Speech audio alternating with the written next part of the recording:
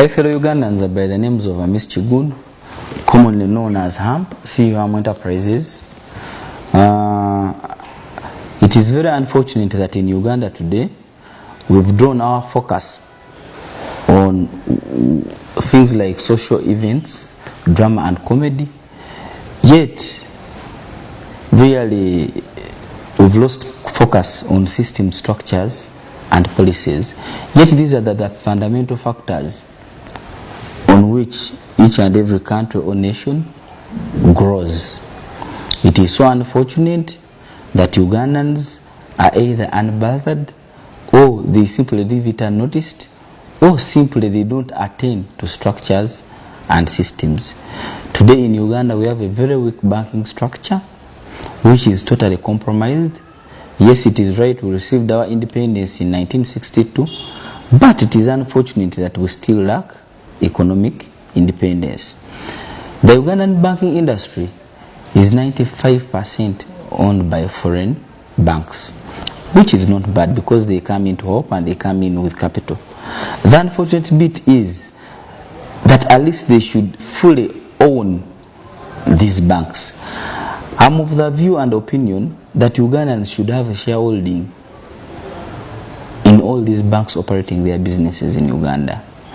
It is unfortunate that the decision makers or the would-be directors sit outside and they don't have sight on the prevailing circumstances on ground on a daily basis. So I call upon government to make reforms to that effect.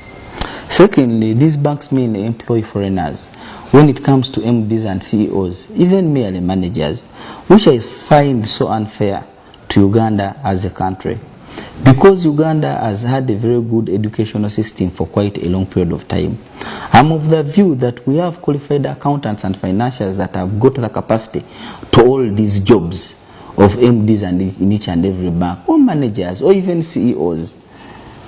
I call upon government to make a reform at least for each and every bank operating in Uganda. The MD should be Ugandan. It is of an advantage that when we have a local manager in a bank or MD, they can easily address problems of ordinary Ugandans.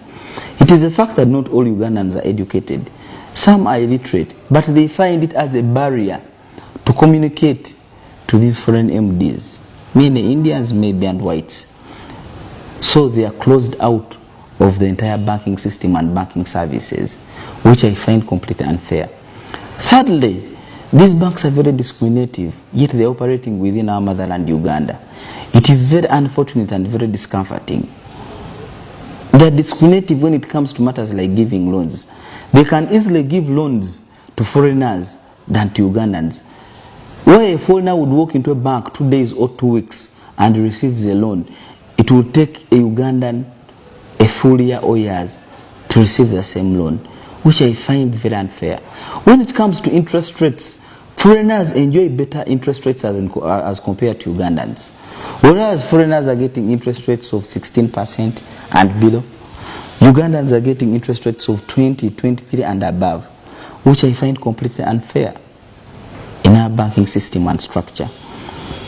Foreigners are given much more money with ease, yet Ugandans are limited to smaller loans.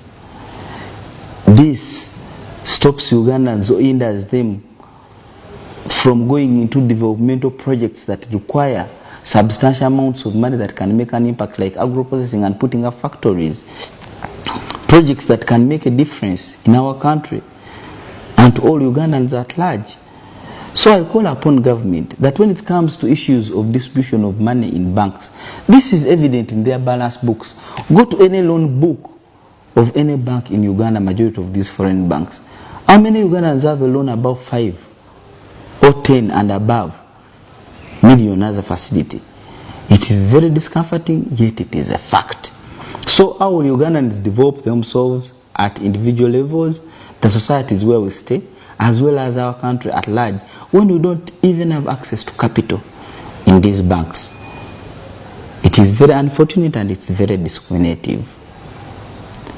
These banks equally come in as investors, yet they have very limited capital. They are undercapitalized. I call upon government to call upon these banks to recapitalize, to follow within the gap of foreign investment and to earn our respect. These banks come into Uganda with capital of approximately 40 to 50 billion Ugandan shillings. As long as they deposit the 25% with BOU, and then the remaining 5 to 10 billion is used to form up structures. At that particular moment, they start advertising aggressively, lowering in Ugandans to bring savings and deposits, which becomes the capital base of their cooperating capital. So at the end of the day, they're even using our money as capital to run their banking business, which I find completely unfair and very unreasonable. These banks, at the end of the day, which is very discomforting and very disheartening, they do what we call profit repatriation. Profit repatriation, where they take all